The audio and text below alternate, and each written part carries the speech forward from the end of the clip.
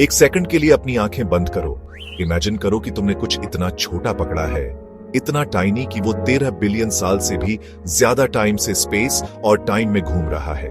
वो माइक्रोस्कोपिक कण एक सिंगल हाइड्रोजन एटम है। और पता है क्या? राइट नाउ वो तुम्हारे अंदर है। हाँ, तुम्हारे। अगले 20 मिनट्स में हम उसकी जर्नी को ट्रेस करेंगे, यूनिवर्स के फायरी जन्म से लेकर डायनासोर के सेल की गहराइयों तक, शेक्सपियर की सांस से लेकर तुम्हारी सांस तक। ओके, हैंक बिल्कुल सोलो नहीं था। वो उस इन्फेंट यूनिवर्स में लगभग 10 to the 79th power hydrogen atoms में से एक था। लेकिन स्पेस खाली था, मतलब इंसेनली खाली। एटम्स के बीच एवरेज डिस्टेंस लगभग 1 मिलीमीटर था। ये तो बहुत ज्यादा खालीपन है। फास्ट फॉरवर्ड कुछ 100 मिलियन साल, ग्रेविटी आखिरकार जीत गई। हाइड्रोजन के पॉकेट्स मैसिव मॉलिक्यूलर क्लाउड्स में कोलैप्स हो गए, कुछ तो हमारे सन के मैस से मिलियन गुना ज्यादा। इन क्लाउड्स के अंदर डेंसिटी आसमान छूने लगी, टेम्परेचर करोड़ों डिग्रीज तक बढ़ गया, न्यूक्लियर फ्यूजन शुरू हो गया। और देखो, पहले सितारे बिग बैंग के लगभग 200 से 400 मिलियन साल बाद टिमटिमाने लगे। लेकिन असली बात यह है, उन जायंट्स में ज्यादातर हाइड्रोजन, हीलियम और भारी एलिमेंट्स में फ्यूज हो गया।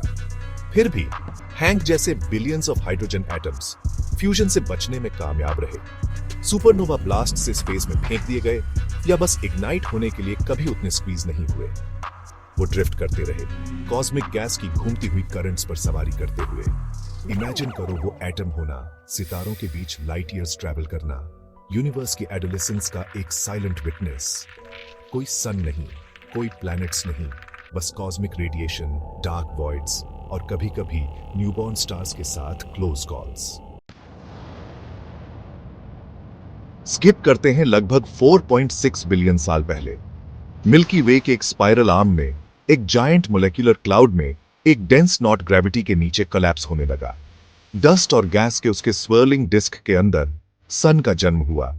उसके दिल में हाइड्रोजन, हीलियम में फ्यूज हुआ, जिससे एक स्टेडी न्यूक्लियर फर्नेस इग्नाइट हुआ, जो आज हमें लाइट देता है। लेकिन हमारे दोस्त हैंक का क्या? वो उस डिस्क में फ्लोट कर रहा था, लेकिन वो सन के कोर में कभी फ्यूज नहीं हुआ। इसके बजाय वो सोलर विंड का हिस्सा बन गया, बाहर की ओर बहता हुआ और अनगिनत साथियों के साथ मिलता हुआ। इवेंचुअली वो गैस और रॉक के एक स्वर्लिंग बैंड में उतरा, जो अर्थ बनेगा। अर्थ लगभग 4.54 बिलियन साल पहले बनी, गिव और टेक 1%। अर्ली प्लैनेट पर टेम्परेचर्स नरक जैसे थे। पिघले हुए रॉक के oceans, intense volcanic activity, asteroids की बौछार। फिर भी किसी तरह उस फायरस्टॉर्म के बीच हैंक जैसे अनगिनत हाइड्रोजन एटम्स ऑक्सीजन के साथ जुड़कर पानी बन गए। ओशंस लगभग 4.4 बिलियन साल पहले बनने लगे। ऑल राइट, सीट बेल्ट बांध लो, क्योंकि यहां से मामला वाइल्ड होने वाला है। अगले बिलियंस ऑफ ईयर्स में हैंक पानी से माइक्रोब, माइक्रोब से रॉक, रॉक से वापस ओशन में कूदता रहा। फोटोसिंथेसिस के दौरान प्लांट्स अपने सेल्स को पावर देने के लिए पानी, H2O को स्प्लिट करते हैं, ऑक्सीजन रिलीज करते हैं और हाइड्रोजन को शुगर्स में डाल देते हैं। फिर एनिमल्स ने उन प्लांट्स को खाया, उस हाइड्रोजन को चुराया और आगे बढ़ा दिया। हर साइकिल में हैंक ने अपना रूप बदला, पानी, शुगर, अमीनो एसिड, वापस पानी। फिर डायनासोर्स की एंट्री हुई। पिक्चर करो 150 मिलियन साल पहले, द लेट जुरासिक। एक कोलोसल ब्रोंटोसॉरस एक फर्न फॉरेस्ट में घूम रहा है, पानी पी रहा है। उस पानी में हैंक है। वो अब एक सौरोपॉड के पेट में है, डाइजेस्टिव जूसेस के साथ मिक्स हो रहा है, शायद उन मैसिव मसल्स को पावर देने में हेल्प कर रहा है। लेकिन किस्मत को कुछ और ही मंजूर था।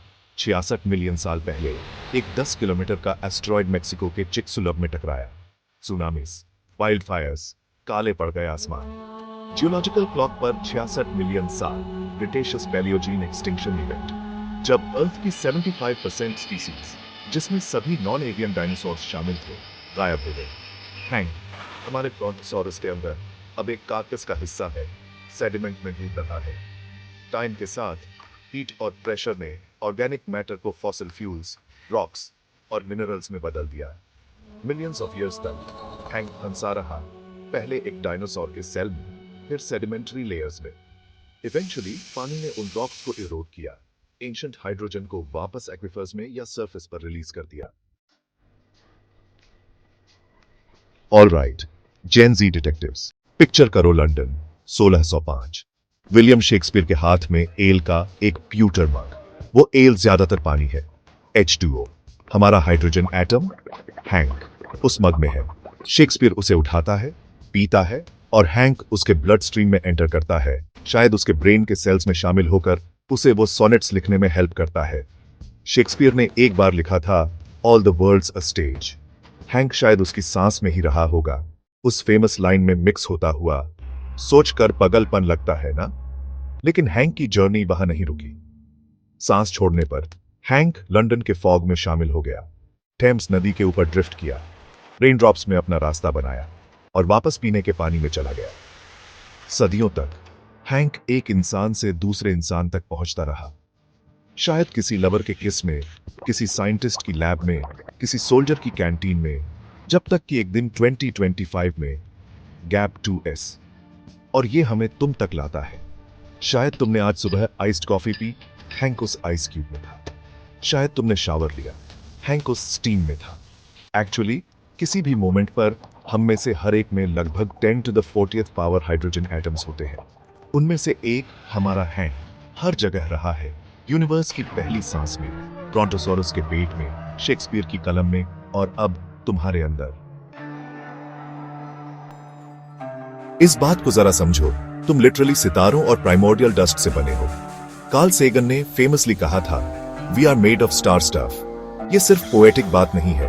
हाइड्रोजन सबसे ज्यादा पाया जाने वाला एलिमेंट, हर सितारे को फ्यूल देता है, हर गैलेक्सी को शेप देता है और अनगिनत साइकिल्स के बाद हम में आ जाता है। सोचो जरा, वो हाइड्रोजन एटम एक सुपरनोवा की शॉकवेव से बचा, फ्यूजन से बच निकला, इंटरस्टेलर स्पेस में लाइट ईयर्स ट्रैवल किया, एक प्लैनेट के बनने के तूफान को झेला, एक डायनासोर के शरीर को पावर दी, शेक्सपियर के फेफड़ों से गुजरा और अब तुम्हारे डीएनए में गूंज रहा है। क्या क्या कहानियां हम सुना पाते अगर हर एटम में यादें होती। और यहां एक ट्विस्ट है, शायद हैंक तुम्हें कल छोड़ दे, तुम्हारी सांस की हवा में निकल जाए, मिट्टी में समा जाए, किसी पौधे में चला जाए।